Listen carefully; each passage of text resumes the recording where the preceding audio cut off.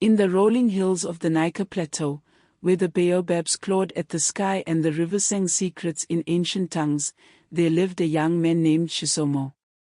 His name meant grace, though in recent days, grace seemed to have fled his life. Chisomo was a hunter's son, slender as a spear, quick as the wind, with eyes that missed nothing. His village, Mfero, nestled beneath towering rock formations, had known peace for many years.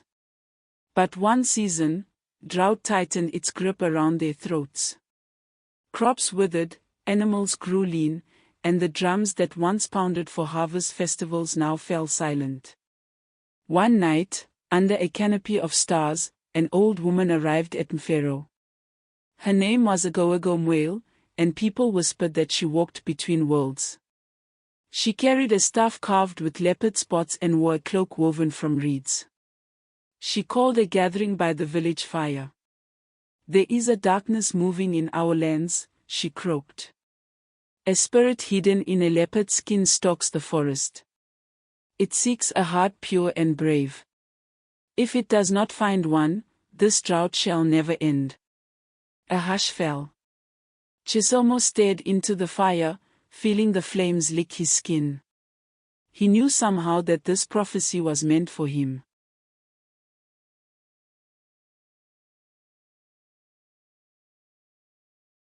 The following morning, while the sun rose blood-red, Chisomo gathered his bow, quiver, and a skin of water.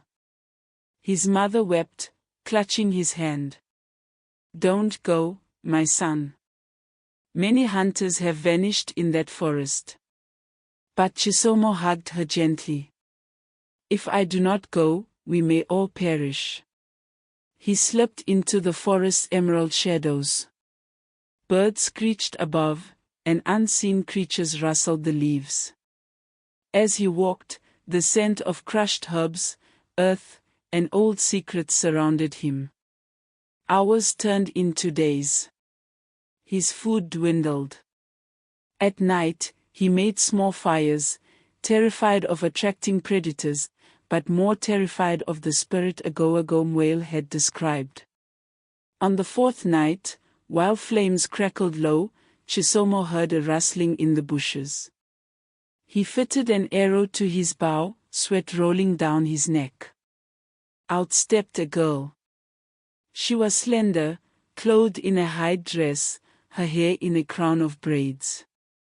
Her eyes were large, dark, and shimmered with a strange light. "Who are you?" Chisomo demanded. "I am Thandai," she said softly. "I've been waiting for you." "How do you know my name?" She smiled.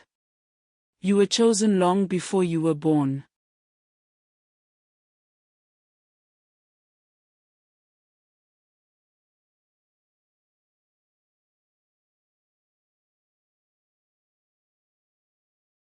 Thandai led Chisomo deeper into the forest, to a hidden clearing where a pool shimmered under moonlight. She sat by the water and began to speak. "Long ago," she said, "a leopard ruled these forests. He was not an ordinary beast, but a shapeshifter named Chimoto. By day, he was a leopard, by night, he became a man, wise and strong. The spirits trusted him to guard the balance between nature and man. But Chimoto grew proud. He wished to remain a man forever, so he might rule over humans. The spirits cursed him, he could never shed his leopard form again, unless he found a human pure of heart willing to sacrifice something precious."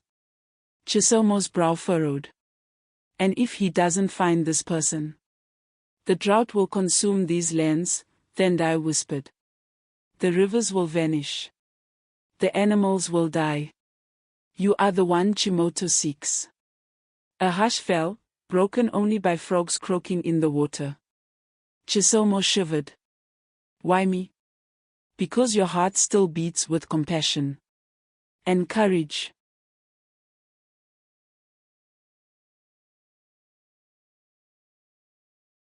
At dawn, Chisomo and Thandai traveled deeper still. They reached a grove where the trees grew impossibly tall, their roots coiling like serpents. Suddenly, a deep growl rolled from the shadows. Out stepped a leopard, golden eyes glowing. Its muscles rippled beneath its rosette-spotted coat. Chisomo raised his bow, but Tendai laid a hand on his arm. "No. Lower your weapon." The leopard spoke. Its voice was low, thunderous. "Chisomo. I am Chimoto." Chisomo lowered the bow slowly, heart pounding. "You know why I am here," said Chimoto. "My curse can end, but only if you give me what you hold most dear." Chisomo swallowed. "And if I refuse? The drought will swallow your village. You will all perish." Silence fell like a heavy cloth. Chisomo's mind churned. What did he hold most dear? His family. His freedom. His very life.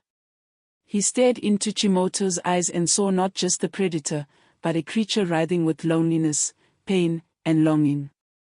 "Why should I help you?" Chisomo demanded. "You chose greed. You betrayed the spirits." Chimoto bowed his great head. "And I have paid for centuries.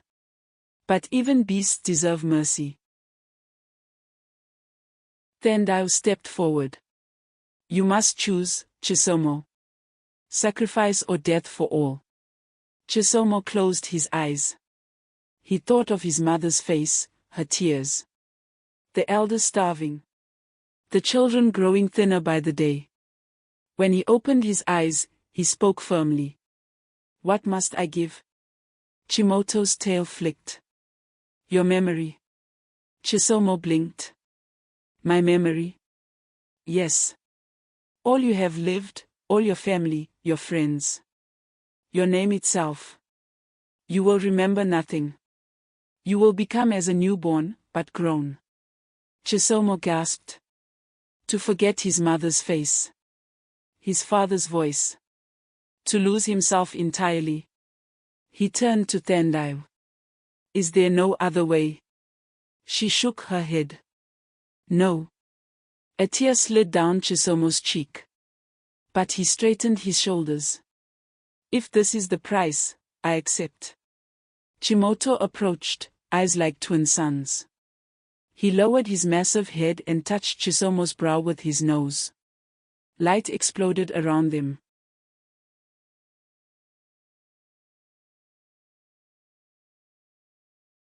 When Chisomo awoke, he lay beneath the same trees. But he did not remember why he was there. He sat up, gazing around with eyes empty of recognition. A woman stepped forward, it was Tendai. But he did not know her. Who am I?" he stammered. "You are the savior of your people," she whispered, tears shining. "Your name is Chisomo, and you are brave beyond measure." But he only stared, bewildered. Tendai helped him to his feet and guided him back toward the village. That same day, clouds gathered for the first time in a year. Rain fell in silver curtains. Rivers gushed back to life. Crops lifted green heads from the parched soil. Pharaoh rejoiced when they saw Tendai and the stranger. A Goagomwale appeared, leaning on her staff. "Behold your hero," she proclaimed. Chisomo's mother rushed forward, but when she looked into his eyes, her face crumpled. He looked at her as though she were a stranger. She wept and held him anyway, whispering prayers. A Goagomwe laid a gentle hand on the mother's shoulder. "He gave his memory so you might live." The villagers, learning the truth, fell to their knees. They sang songs of Chisomo's sacrifice. They promised his name would never be forgotten, even if he himself did not know it. Years passed. Chisomo, though he never remembered his past, became a man of kindness and wisdom. He helped rebuild Pharaoh. He learned the names of those around him anew, though never his own. And Chimoto the leopard was never seen again. Some said he regained his human form and wandered far away. Others believed he remained in the forest, watching over the balance. Whenever people told the tale, they spoke the moral. True sacrifice is not measured by what you give, but by what you are willing to lose so that others may live.